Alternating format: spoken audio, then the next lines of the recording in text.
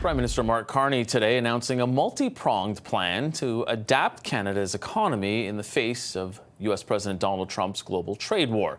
It includes a $5 billion response fund for affected industries and getting rid of the 2026 electric vehicle mandate while reviewing whether or not they want to go ahead with the full mandate.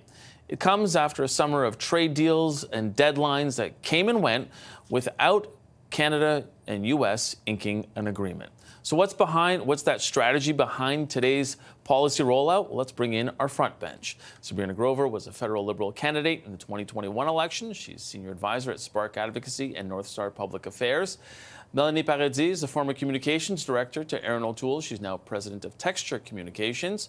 Former interim NDP national director Carl Belanger is here as well. He's now president of Traction Strategies.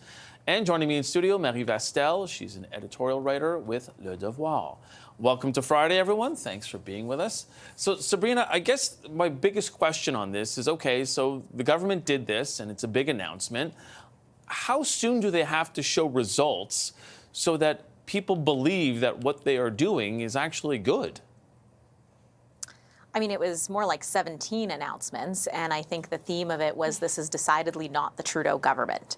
And so I think that in and of itself is really a distinction between what we've seen in the last 18 months.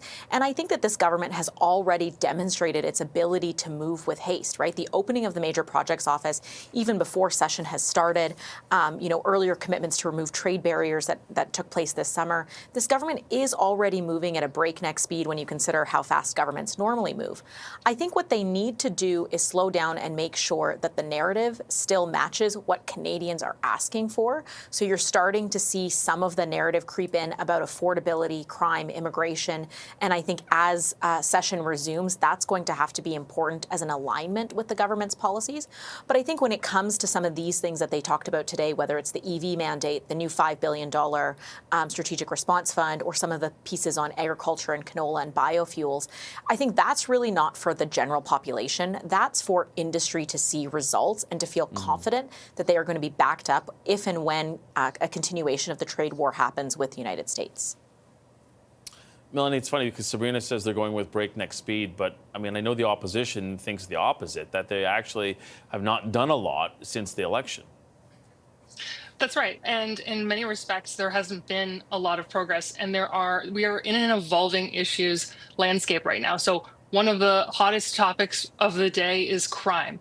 Whether or not you are safe in your own home, whether you have the ability or the right to protect yourself and your family. That's at the forefront of conversations right now that are dominating politics. And I think as that heats up, and crime is one of those really difficult ones because every single day you have another story of someone else who's out on bail, who's a repeat offender, who's committed yet another crime.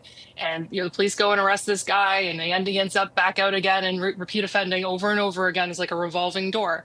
People aren't seeing progress on that. And it's become a really hot issue. And because they aren't seeing progress, it's going to be something that people continue to focus on. The government has been taking a lot of measures, and the announcement that we saw today was all about the economy.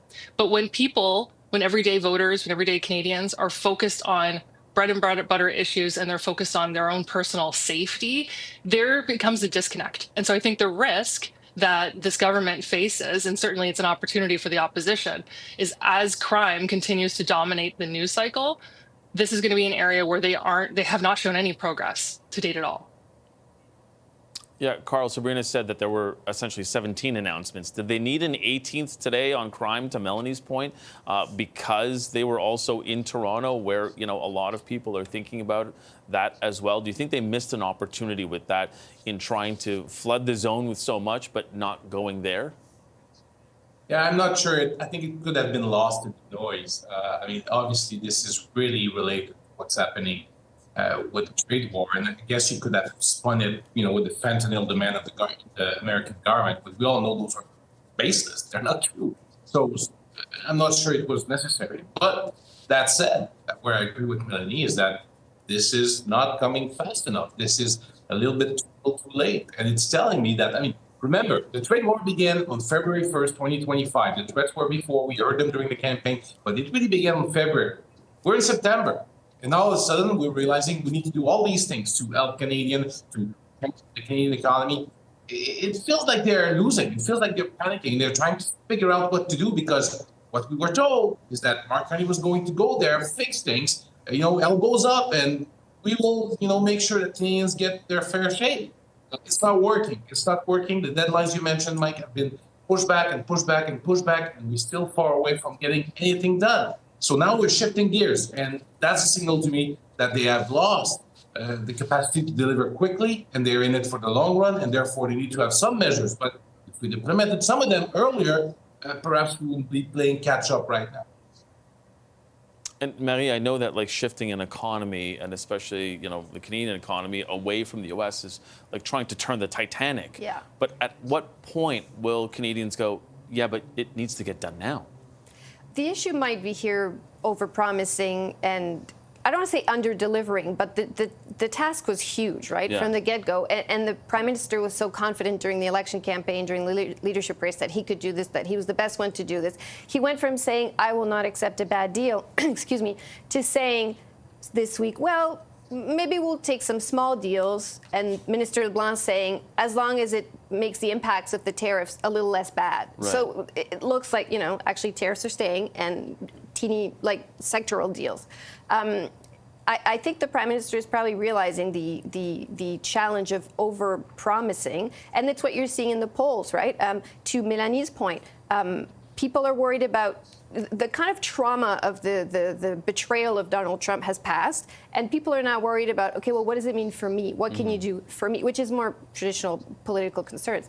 And I think that's the challenge for the Prime Minister, because it was always going to be difficult to deal with Donald Trump. It was always going to be difficult, to your point, to revise our entire trade partnerships, transform the economy like Mark Carney is saying he wants to do. Those are really big changes that he's trying to bring. It was always going to be challenging, but now you kind of have to scale it back and tell people, no, but it's normal that it's taking this long. Yeah. And his challenge is that it's a minority government. He doesn't have that much time. It's a fourth Liberal mandate. People are not that patient. And so that is clearly a very real risk to him. And I think they did need to make some sort of announcement today and at this point before the House comes back, because this sort of sentiment of being on a narrative of inaction is starting to creep in on them. Sabrina, I got about a minute left. So how much of this was Mark Carney overplaying his hand during the election and basically saying, I'm the only guy who can do this. Look, I've managed economies. I know what I'm doing here. Don't worry about it. I'm going to fix it all. And then he sort of gets in there and realizes it's a lot messier than people expect from the outside. I don't think he has overplayed his hand. I mean, let's look back to one indicator of success for this government, and that's the relationship between the Prime Minister's office and the premiers.